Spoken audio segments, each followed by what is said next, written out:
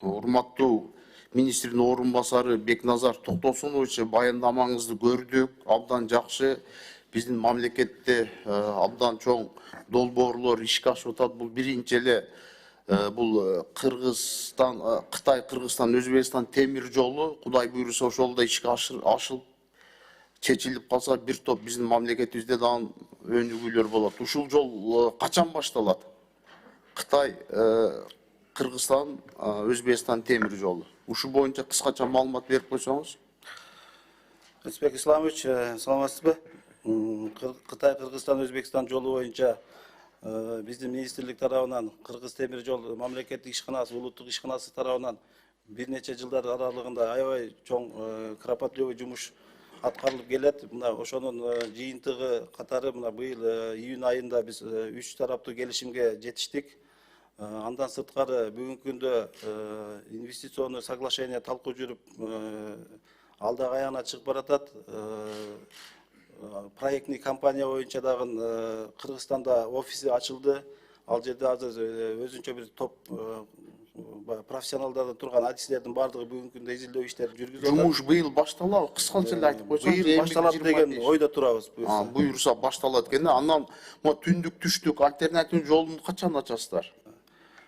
Түндүк түштүк альтернатив жолу боюнча бүгүнкү күндө курулуш иштеринин дээрлик 90%дан ашыгып бүтүп калды. 95-99% деп айтсак деле болот.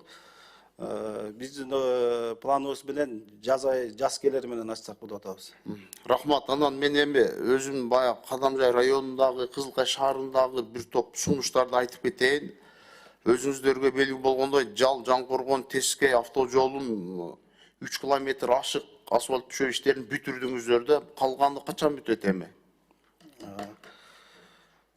Сиз айткан жолдорду биз азыр 2025-жылдын титулдук тизмелерин даярдап баштадык.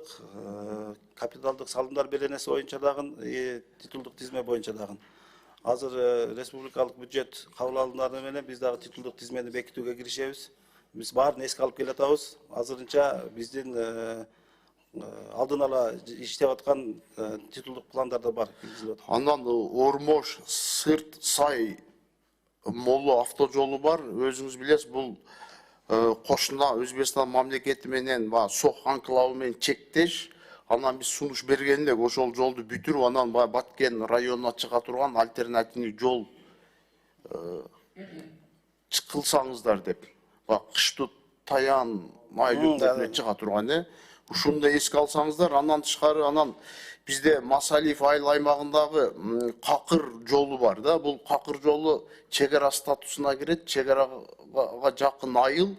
Ошол айылда 4 километр 700 метр 2022 жылы титульный тизмеге кирген. Анан 2023 жылы 800 метр эле асфальт төшөө иштери бүтүп калган ошо ойдон турат да. Муну качан бүтүрөсүздөр? Микрофон баспаңыз. Какыр айылынын жолу боюнча эгерде титулдук тизмеге киргизилген боюнча анда биз улатабыз. 2022 жыл киргенден баягы Баткенск окуя болуп, ошого байланышып токтоп калганда, ушуну да эртерээк бүтүрүп берсеңиздер, эми чек ара статусу бар айыл болчу. Анан Ош Баткен Разаков автожолундагы баягы Кызылкай аймагындагы бир топ светофорлорду орноштуруш керек да. Окуучуларга шарт түзүп бериш керек, зебраларды жасаш керек. Ушуну да эске алсаңыздар, бир топ мен сунуш берген, бир эле светофор орноштурдуңуздар дагы Кызылкай шаарына. Анан ошол Ош Баткен Разаков автожолунда да калган участоктор турат да. Андан тышкары бизде дагы Исхак Полотан айыл аймагындагы сиздердин балансыңыздардагы жол бар. Бул Ынтымак Хальмён Таштөбө 5 километр кирди. Ошону эми ал жерде кыш ишинде жумуш иштерин баштаса да болот да, ошону да баштап жай айына чейин бүтүрүп берсеңиздер жакшы болот. Анан мен бул жерде дагы Кыргыз автобекетинин жетекчисиге суроом бар да. Бар да, Кыргыз автобекетинин жетекчиси Алмазбек Исраилович, сиз барсызбы? Бар. Бар да. Могу Бишкек шаарындагы автобекетти жабып, Сокулук районуна чыгардыңыздар да. Бул автобекет качан бүтөт? Саламатсыздарбы?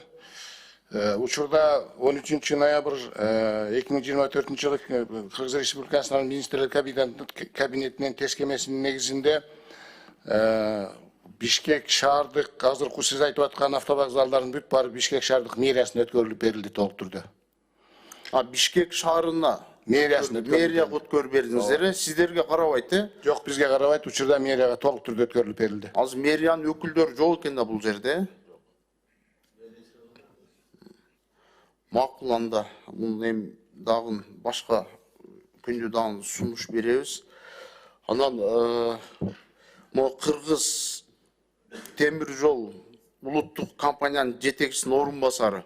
Азыр бизде вагондор жетиштүү элеби, жанагы көмүр ташыган фирмаштар ошо вагондор жетишпейт деп бизге да кайрылып атат да, Өзбекстанга көмүр ташыганга темир жол менен вагондор аркылуу.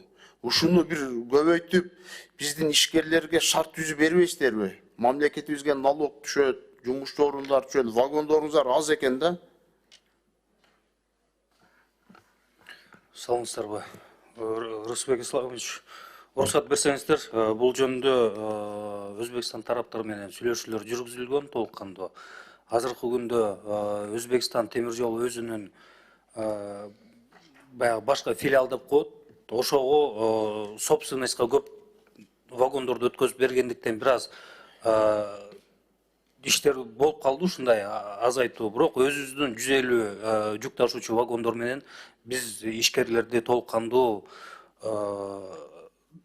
берип келебиз алардын баарына. Андан сырткары күнүнө суточный норма деп коет. Биз 100-120 вагон Өзбекстан тараптан күндө алып ишкерлерге бөлүп беребиз.